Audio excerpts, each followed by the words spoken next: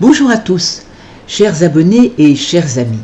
Je suis vraiment très heureuse de vous retrouver pour ce nouveau rendez-vous de prière en ce dimanche 8 février 2026. Aujourd'hui, nous nous retrouvons exceptionnellement en l'église Saint-Côme de Chalon-sur-Saône, l'église Saint-Pierre rencontrant actuellement des problèmes de chauffage. Cette messe du 5e dimanche du temps ordinaire est présidée par notre curé, le père Pascal Ranty. Et nous avons la joie d'entendre l'homélie de l'abbé Queugelin de la Fraternité Saint-Pierre, vicaire de notre paroisse. L'évangile de ce jour nous adresse un appel brûlant. Vous êtes le sel de la terre, vous êtes la lumière du monde. À travers ces mots, Jésus nous rappelle que nous sommes tous investis d'une mission, celle de transmettre sa parole et son amour à nos contemporains. Que chacun de nous, là où il vit, devienne un témoin lumineux pour le monde d'aujourd'hui. Merci pour votre présence et votre fidélité. Très bonne et sainte célébration à chacun d'entre vous.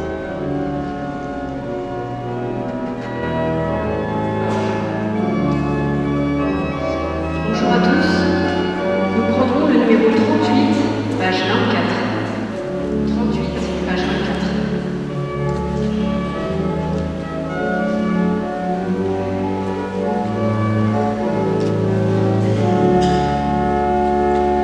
Chantez, priez, célébrez le Seigneur, que nous accueille le peuple du monde.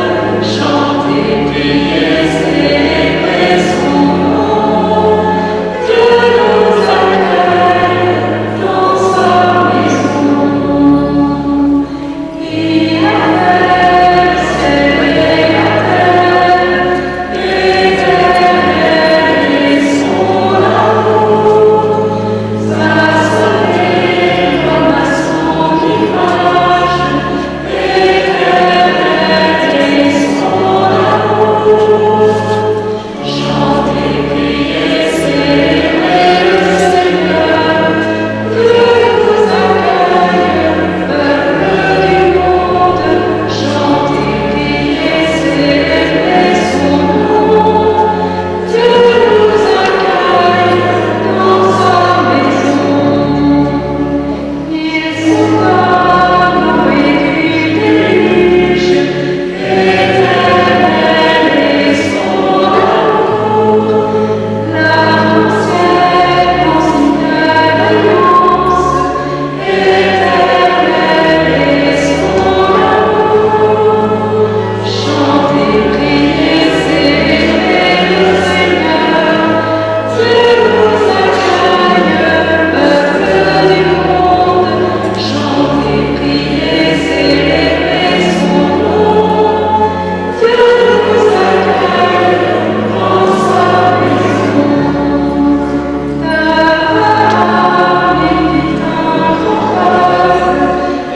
l'éternel est son amour. Parmi sa descendance, l'éternel est son amour. Chantez, priez, célébrez le Seigneur, Dieu nous accueille, peuple du monde. Chantez, priez, célébrez son nom. Dieu nous accueille dans sa maison.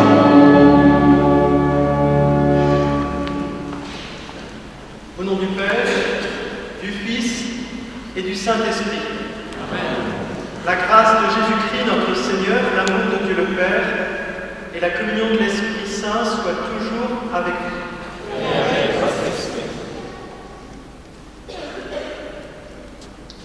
En cette journée mondiale de la santé, instaurée par le pape Saint Jean-Paul II, pendant son pontificat, le Seigneur nous dit que votre lumière brille. C'est le thème de cette journée, c'est notre lumière dont il s'agit aussi aujourd'hui. Lumière présente chez les personnes malades, les personnes handicapées et âgées. Lumière présente chez le personnel soignant, à tous les niveaux, et chez tous ceux qui participent aux besoins de la personne. Lumière présente en chacun de nous quand il nous dit que votre lumière brille. C'est bien sa lumière que le Seigneur nous donne en permanence et que nous accueillons dans cette célébration avec nos prières et à toutes nos attentions.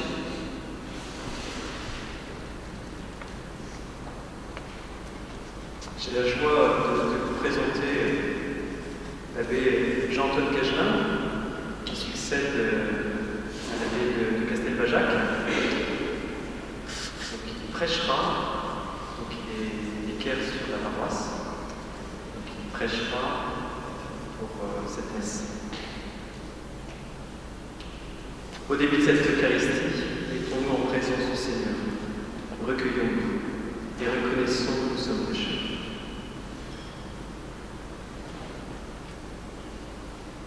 Je confesse à Dieu le Fils. Je reconnais pour mon frère et sœur que j'ai péché en pensée, en parole, par action et par omission. Oui, j'ai vraiment péché. C'est pourquoi je supplie la bienheureuse Vierge Marie, les anges et tous les saints, et vous aussi, frères et sœurs, de prier pour moi, Seigneur notre Dieu. Que Dieu Tout-Puissant nous fasse miséricorde, qu'il nous pardonne nos péchés et nous conduise à la vie éternelle. Amen.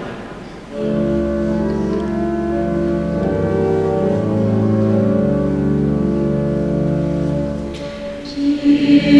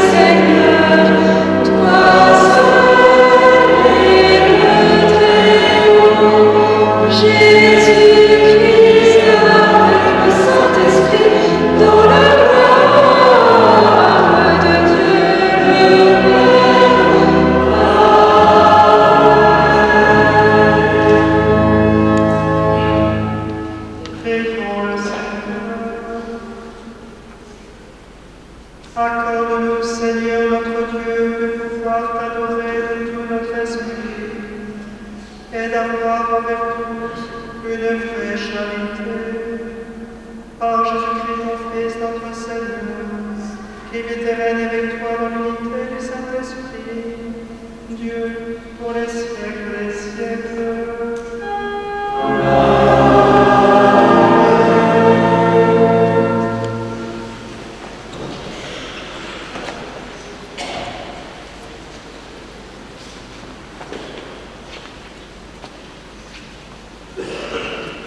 Les enfants de 3 ans jusqu'au CP sont invités pour un partage autour de l'Évangile.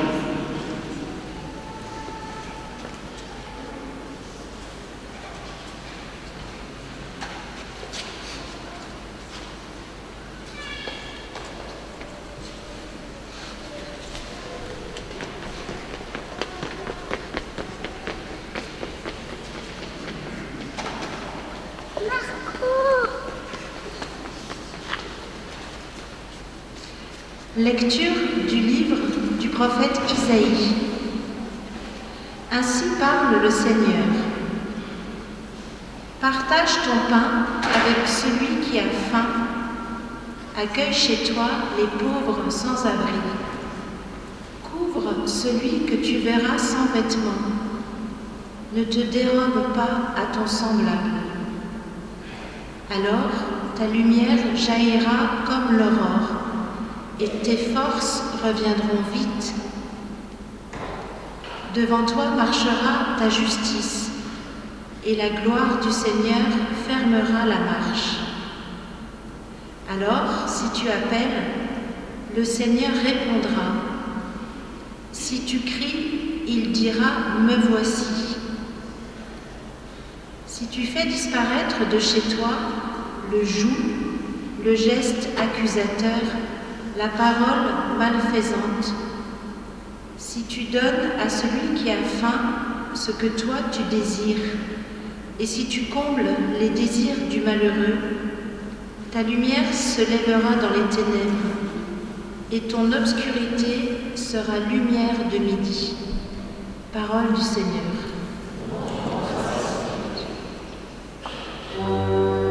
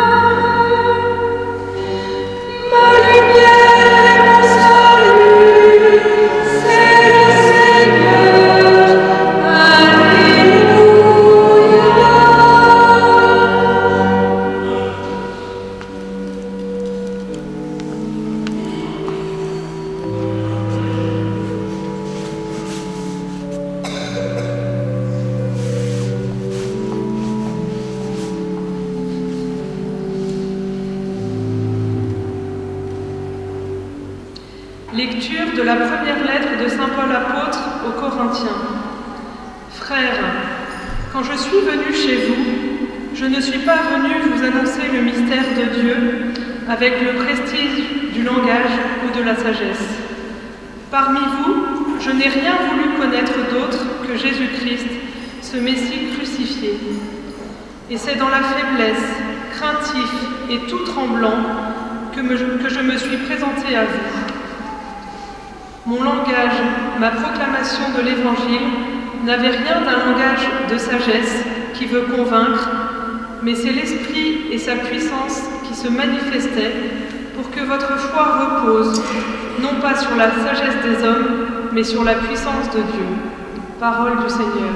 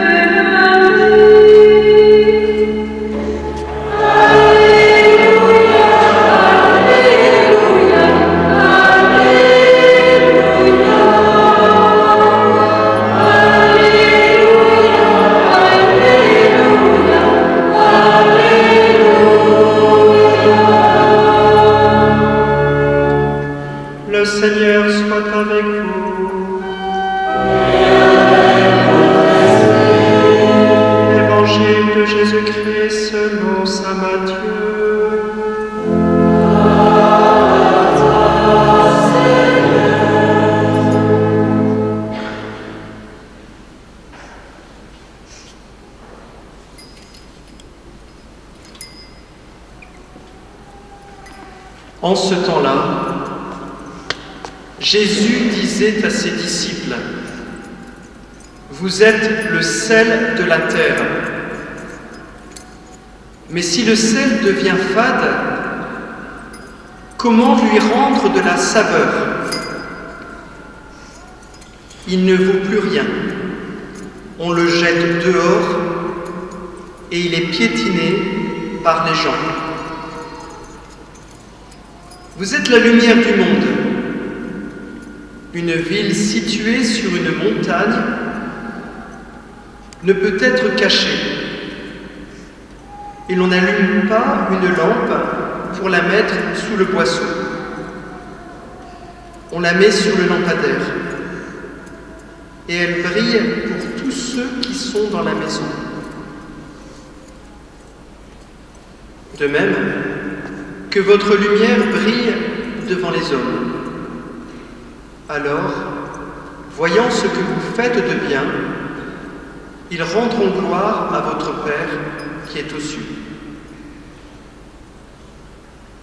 Acclamons la parole de Dieu.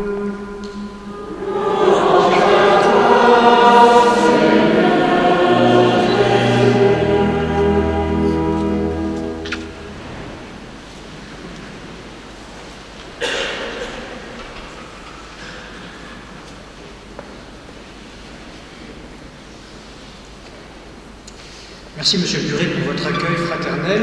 Merci à vous, chers frères, de m'accueillir dans votre prière ce dimanche. Au nom du Père, et du Fils et du Saint-Esprit, ainsi soit-il. Cet évangile contient deux paraboles, deux images, le sel et la lumière. Le sel, c'est le premier aliment sacré qui me fut donné. Le cierge, c'est le premier cadeau que j'ai reçu en propre. La robe de baptême était un bien de famille, mais le cierge, lui, me fut bien donné en propre. Et d'ailleurs, je l'ai conservé précieusement dans une commode, et je l'ai ressorti quelques années plus tard, fièrement, pour ma profession de foi. Au jour de mon baptême, le prêtre déposa sur mes lèvres une pincée de sel et il pria sur moi en ces termes. Dieu de nos pères, Dieu source de toute vérité, nous vous supplions et prions de regarder avec bonté votre enfant Jean-Antoine qui vient de goûter pour la première fois cet aliment sacré du sel. Ne permettez pas que son âme ait faim plus longtemps, mais donnez-lui en abondance la nourriture céleste, qu'il soit toujours fervent, joyeux dans l'espérance, toujours attaché à votre service. Autrement dit, va, sois délivré de la corruption de tes péchés, prends le goût des bonnes œuvres et aime te nourrir de la sagesse, le sel. Puis il me donna ce commandement: recevez ce cierge allumé, gardez sans reproche la grâce de votre baptême, observez les commandements de Dieu. Ainsi, quand le Seigneur viendra pour les noces éternelles, vous pourrez aller à sa rencontre avec tous les saints dans la cour céleste et vivre dans les siècles des siècles. Cette grâce d'être sel de la terre, d'être lumière du monde,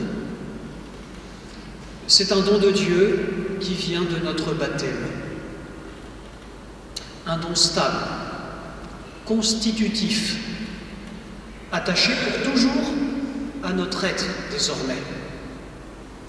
Le baptême a marqué spirituellement notre âme d'une manière ineffaçable, d'un sceau, d'un caractère.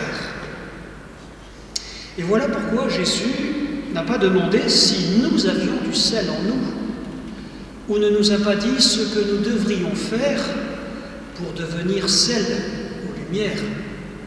Il dit: vous êtes sel de la terre et lumière du monde, parce que vous avez été baptisés. Ce qu'il souligne en nous par cette parole, c'est bien sûr des trésors qu'il a lui-même déposés. Car qui est la lumière du monde, qui est le sel de la terre, si ce n'est lui? Mais la merveille, c'est qu'il nous a donné un jour de partager ce qu'il est lui-même, à savoir un peu de la connaissance par laquelle il se connaît lui-même, lumière dans l'intelligence, et un peu de l'amour par lequel il s'aime lui-même, l'amour dans la volonté.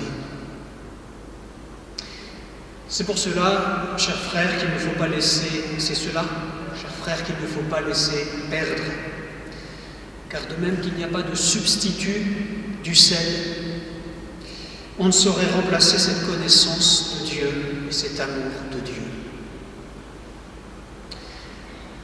Les comparaisons employées dans l'Évangile, le sel et la lumière, sont des images très parlantes du témoignage que le Maître attend de ses disciples. Elles nous disent aussi, plus sévèrement, la mesure de nos renoncements et de nos abandons. Ne vous est-il jamais arrivé, chers frères, à un café ou dans un lieu public fréquenté, de regarder autour de vous les pratiquants de ce lieu, de voir leur joie bête, d'entendre leurs sottises ou leurs blasphèmes, et de vous dire intérieurement que vous êtes là parmi des amis mortels qui s'ignorent, des âmes faites pour l'adoration éternelle de la Sainte Trinité. Quels pauvres chrétiens nous sommes, nous avons été faits saints par notre Seigneur, et nous n'osons pas croire et dire que nous sommes saints, sel de la terre, lumière des hommes, bien sûr, non pas par nous-mêmes, mais par don gratuit de Dieu. Nous n'osons pas coopérer à l'œuvre de Dieu qui est d'insérer la grâce dans le monde et de le faire grandir. Il faudrait, un jour le bon Dieu nous en fera la grâce certainement, que chacun de nous agisse dans l'univers avec la conscience très vive d'avoir été choisi par Dieu pour accomplir une tâche qu'il est le seul à pouvoir remplir. Et dès qu'il l'a découverte et qu'il commence à se mettre à la tâche, alors il peut être sûr que Dieu est avec lui et qu'il veille sur lui, qu'il soit alors plein de joie et de confiance. Le monde a soif.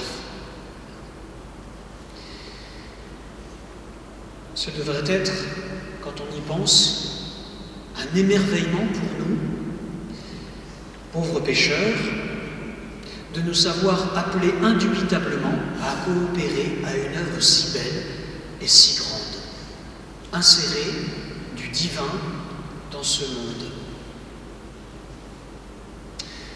Bien me rendre compte de ma vocation personnelle. Statistiquement, je suis probablement le seul chrétien pratiquant que mon camarade de classe connaîtra dans sa vie. Statistiquement, je suis probablement le seul collègue de travail chrétien pratiquant que mes collègues rencontreront de manière prolongée dans leur vie.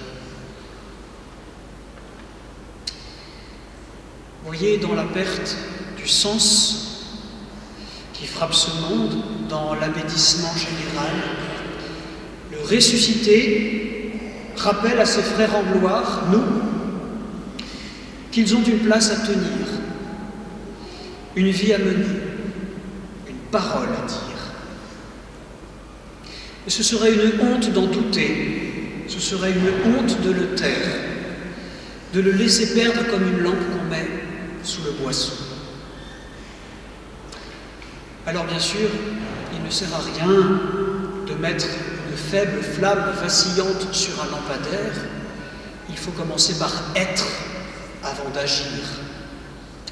Notre premier effort, bien sûr, personnel, doit être de grandir en sagesse, c'est-à-dire dans la connaissance amoureuse de Dieu.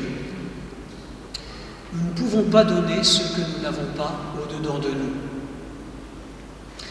Mais pour certains d'entre nous, il convient peut-être de rafraîchir notre regard.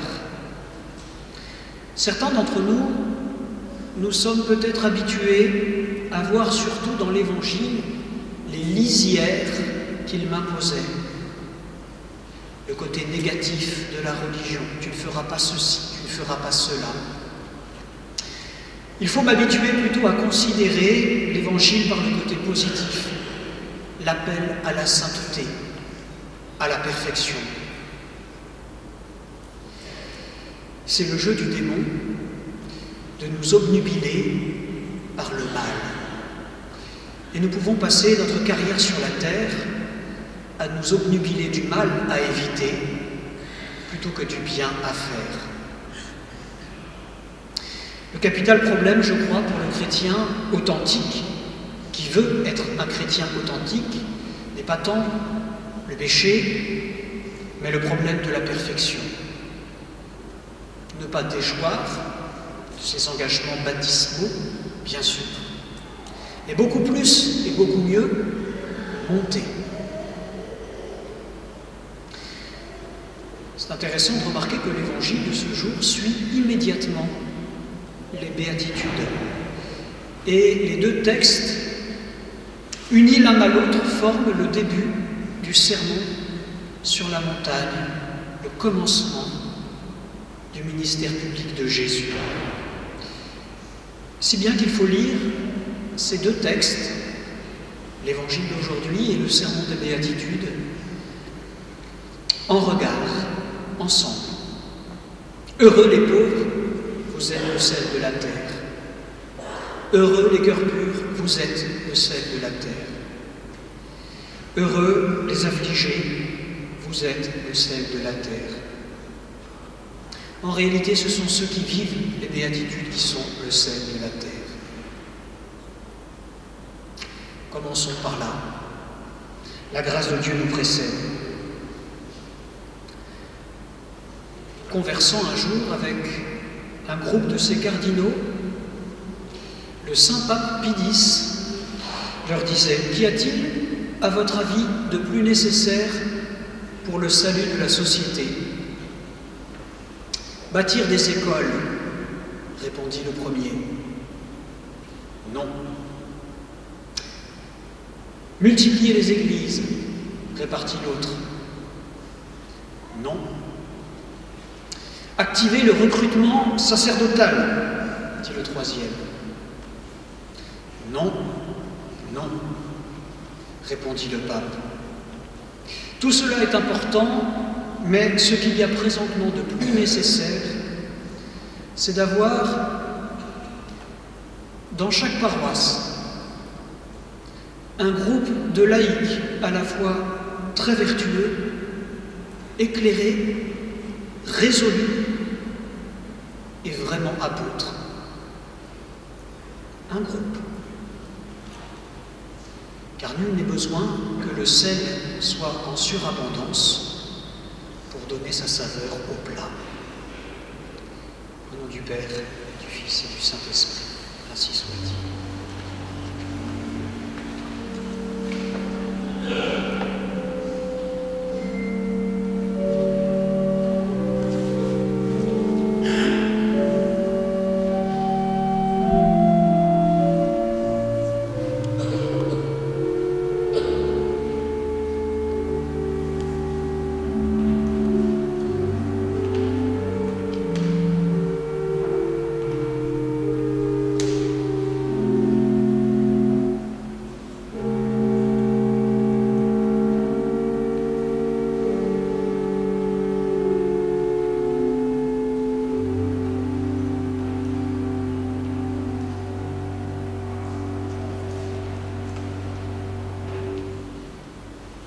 Ensemble, confessons notre foi.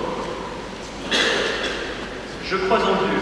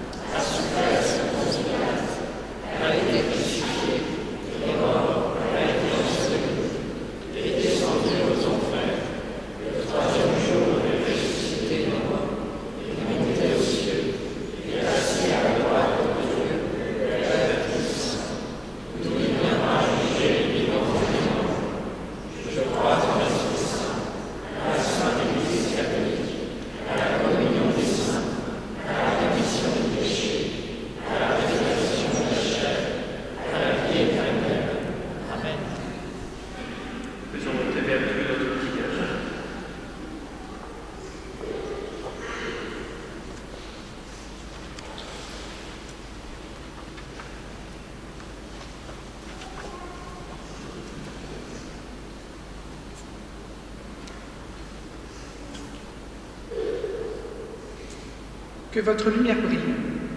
Seigneur, nous te confions les personnes malades, les personnes handicapées, âgées, seules ou isolées, qui traversent des moments difficiles, en rappelant que beaucoup d'entre elles gardent souvent un regard lumineux pour ceux et celles qui les approchent. Que votre lumière brille.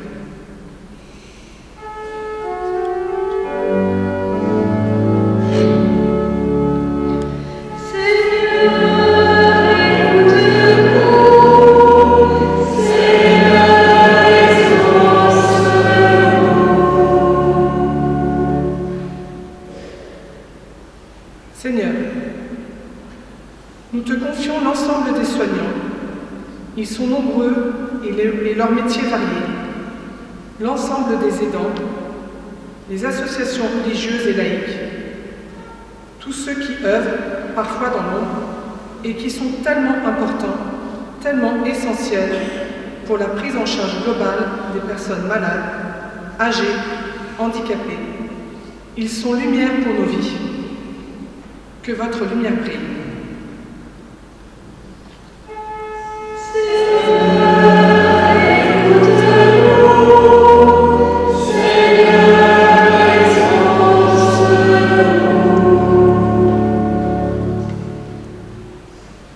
Seigneur,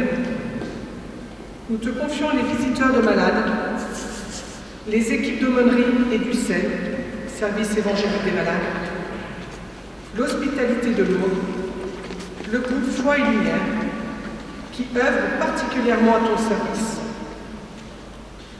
Leur lumière réchauffe et réconforte. Que votre lumière brille.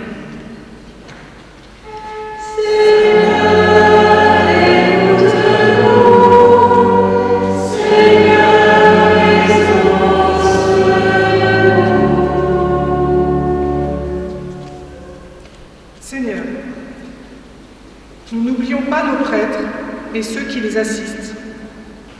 Les communautés religieuses, ils sont proches de ta lumière, qu'ils encouragent leurs fidèles au secours des plus faibles.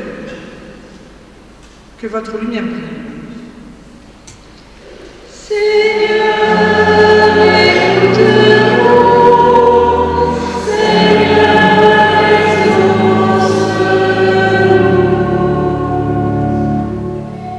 Seigneur Jésus, la lumière de ton amour a été déposée en moi au jour de mon baptême. J'en suis émerveillé, mais je la sais petite, fragile, tremblante en moi. Et pourtant, forte, puisqu'elle vient de toi. Donne-moi de la laisser briller. Permets que d'autres viennent s'y réchauffer. Que par elle, aux heures sombres, ils trouvent un chemin. Et mets sur ma route les compagnons dont la lumière me réchauffera et me réconfortera si besoin. Fais que jamais ta lumière ne s'éteigne en moi. Par Jésus le Christ, notre Seigneur. Amen.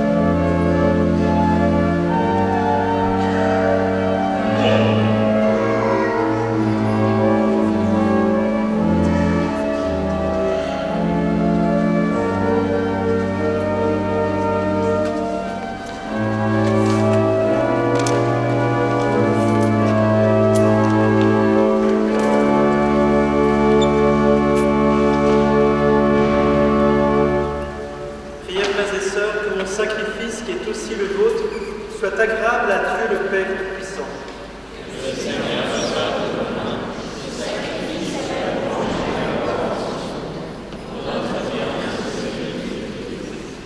Seigneur notre Dieu, tu as choisi dans ta création ces aliments qui soutiennent notre fragilité.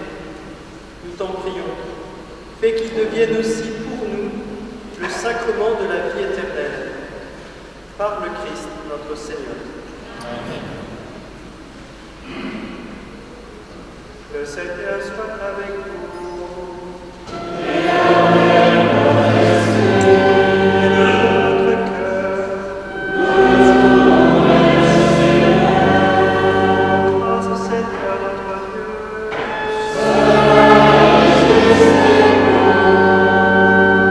Réponds, il est justement pour ta gloire et notre salut de t'offrir notre action de grâce toujours et en Dieu. Seigneur, Père très saint, Dieu éternel et tout-puissant, c'est en toi que nous sont donnés la vie, le mouvement et l'être. Dans notre corps, nous éprouvons chaque jour les effets de ta grâce, et nous avons déjà la promesse de la vie éternelle. Nous avons reçu les premiers dons de l'Esprit, par qui tu as ressuscité Jésus d'entre les morts, et nous tenons cette espérance que vive à jamais en nous le mystère de Pâques. C'est pourquoi nous te louons avec tous les anges, et dans la joie, nous te célébrons en proclamant.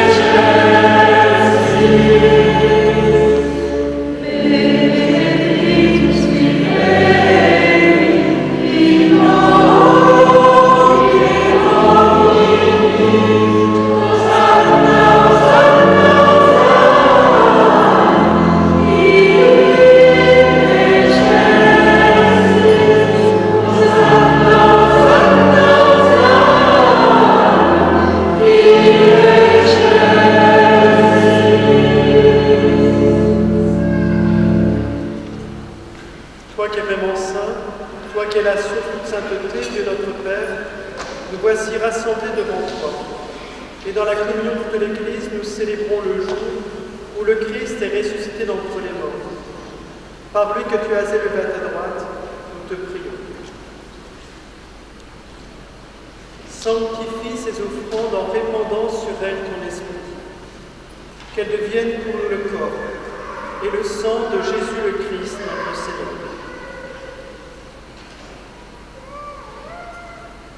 Au moment d'être livré, d'entrer librement dans sa passion, il prit le pain. Il rendit grâce, il le rompit et le donna à ses disciples en disant « Prenez et mangez-en tous. Ceci est mon corps, livré pour vous. »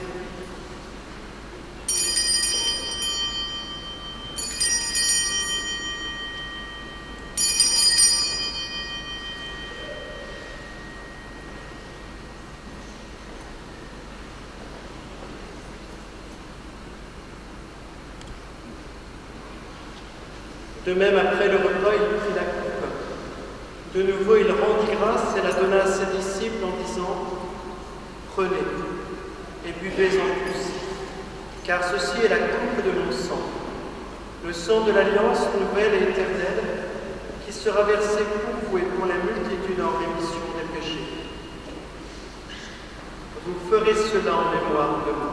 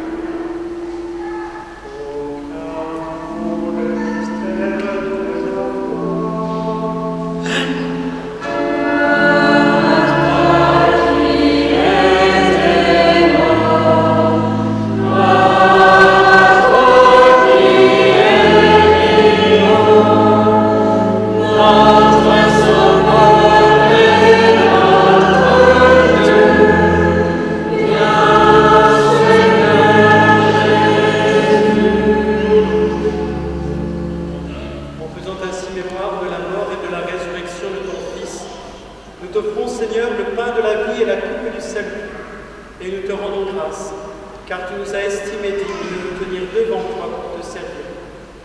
Humblement, nous te demandons qu'en ayant part au corps et au sang du Christ, nous soyons rassemblés par l'Esprit Saint en un seul corps. Souviens-toi, Seigneur, de ton Église répandue à travers le monde.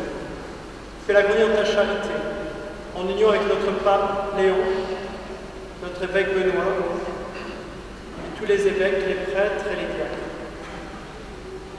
Souviens-toi aussi de nos frères et sœurs qui sont endormis dans l'espérance de la résurrection.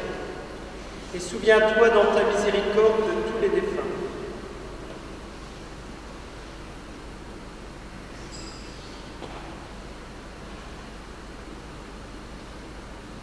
Pour Bernardino,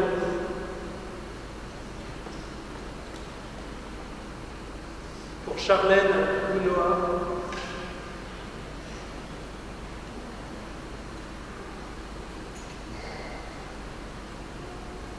pour Eliane Compagnon,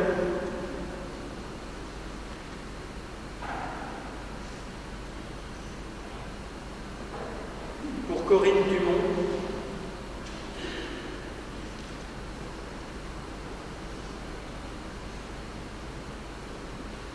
pour Jean-Christophe Villet,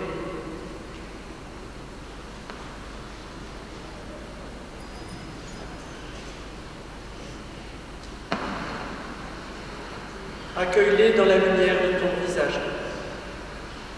Sur nous tous enfin, nous implorons ta bonté. Permets qu'avec la Vierge Marie, la bienheureuse Mère de Dieu, avec Saint Joseph, son époux, les apôtres, et tous les saints qui ont fait ta joie au long des âges, nous ayons part à la vie éternelle et que nous chantions ta louange et ta gloire par ton Fils, Jésus le Christ.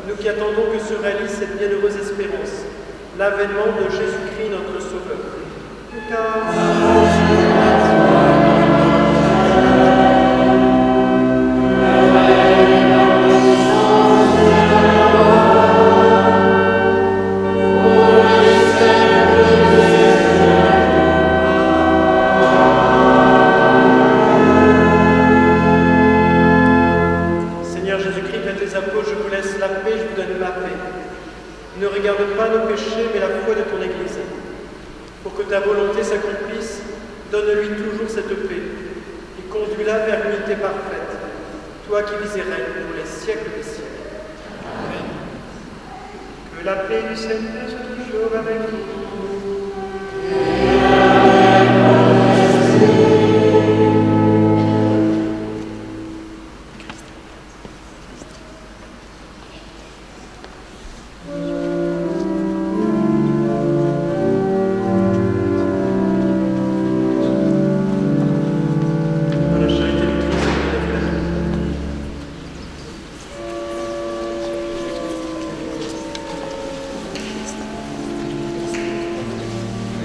C'est du Christ, Christiane. Et du Christ. C'est du Christ.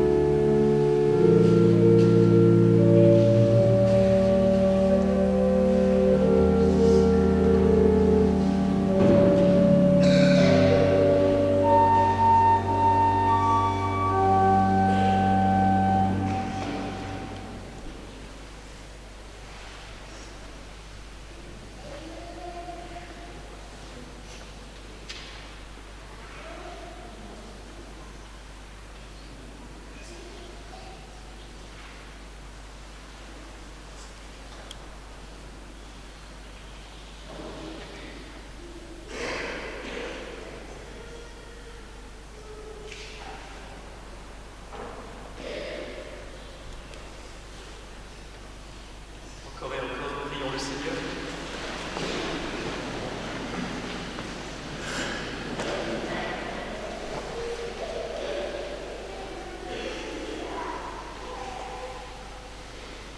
Tu as voulu, Seigneur Dieu, que nous ayons part au même pain et à la même coupe. Nous t'en prions, puisque nous sommes devenus un dans le Christ, que notre manière de vivre nous donne la joie de porter du fruit pour le salut du monde, par le Christ, notre Seigneur.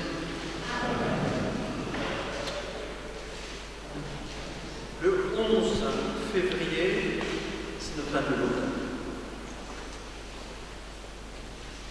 Une particularité la semaine prochaine, Père Éric et moi-même sommes absents, nous faisons la retraite diocésaine. C'est obligatoire dans le droit canon d'avoir une retraite par an. Nous faisons notre retraite avec le diocèse, donc à Cîteaux, la semaine prochaine. Ce qui fait que nous allons être limités en messe. Il n'y aura qu'une messe par jour. Et en plus, lundi, exceptionnellement, c'est très rare que ça arrive, il n'y a pas de messe lundi. Ça. Mais en tout cas, regardez bien les intentions de messe, pas les intentions, la feuille de messe. Il y a donc les horaires de messe de la semaine. Je tiens à remercier Alain Dégelin d'être venu pour la prédication. Merci beaucoup. Vous nous avez édifiés. Soyons les lumières autour de nous, au fond de notre baptême. Le Seigneur soit avec vous.